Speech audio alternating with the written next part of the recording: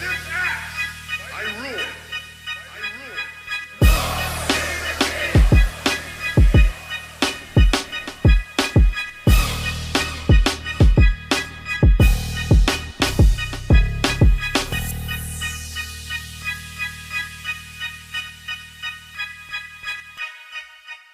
To another exciting episode of KOS. And today I bring you something that is about my culture, how I view life, and don't really like to talk about it, what I believe in. So today, without further ado, I bring you custom statue from Xionart, Anubis. It's a little bit different. We're going to get into the history of Anubis, and we're going to talk about a couple of other things. Well, first, a lot of times you may see me start off with welcome, right? And that is me praising God. That is me asking God to see everything before me and to grant me safe passage in what I'm about to do. So it's a greeting and it's also a goodbye. So that's why I sign off with that as well. So now that you know that, let's get into who Anubis is. Anubis is, a lot of y'all think he's like the god of the dead. No, the god of the dead is Osiris. Before Osiris took over that spot, Anubis did sit there to watch over the dead. Anubis is a protector, right? And he protects the dead. He ushers them into the afterlife. He is who you see and who you talk to on your journey to the boatman. Also, Anubis is a teacher. Anubis has taught various Egyptians how to embalm. He's the god of embalming, the god of preparing and caring for the body as the body makes its journey over into the afterlife, cleansing the body. So he taught that to be done. And also, Anubis is the god of presiding over the judgment of your soul as you go to the afterlife. You go to the room of judgment where the gods watch over you and your heart is placed on a scale against a feather. Now, when your heart is placed on the scale against the feather, if your heart is heavier than a feather, if you carry a lot of burdens into the afterlife, then you're not granted safe passage into the afterlife, into the promised land. That is Anubis. So I know you say, oh, he has the face of a jackal, he's terrifying. No, he isn't. The depiction of that is a lot of metaphysical stuff that we won't get to on here, but I gave you a brief synopsis of who he is. And if you want to read a couple of books, you can read the Black Bible of Science. You can also read the Stolen Legacy, Egyptians' Origins of Western Philosophies. You can watch that. And you can also read the Egyptian mythology, gods, goddesses, and traditions of ancient Egypt.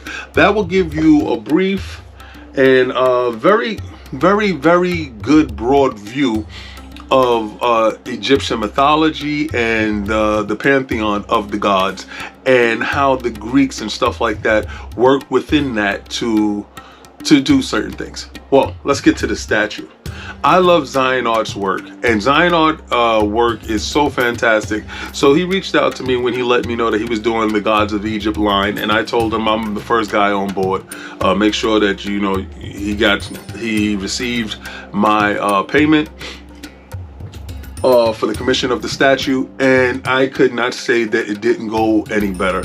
This statue is phenomenal, from the base to the structure, to the switch outs, to the head, to the poles, to the paint applications. Honestly, I'm not gonna lie, I think this is the best statue he's done. And not because I'm a super fan, it's just because the paint applications are done so well on the bones, on the rocks, on the base where you see the hieroglyphs, the Anubis heads. Also, you see the snake rapture around the base and the different type of textures. And then you get to the statue itself. The statue itself, you can see where the metal is, where the skin is, where the wrappings is on Anubis, from the gold to the silver to the bronze to the onyx to the different pieces that's on him. Now, I did wish that they used real jade inside these spots where jade can go, and I might send it to the statue doctor to see if he can put some jade emeralds in, some jade crystals inside their hair and also inside the headdress. It comes with 2 switch out portraits. The portraits are phenomenally done. You have the jackal face, which is here, and you have his warrior face, I guess, which is there. And it comes with a limited edition card, so you know the number that you have, and I have number 14, number lucky 14, and you have Anubis, and you have the actual Anubis on this side with the number. It's a beautiful card that you can display next to your statue. Comes with an ankh and a sheath. The sheath is there, and the ankh is there as well. Some people call it a sai. The sheath is for cutting grain and grass and stuff like that. That's what I believe it's used for. I don't believe it's for cutting down anyone, in my opinion.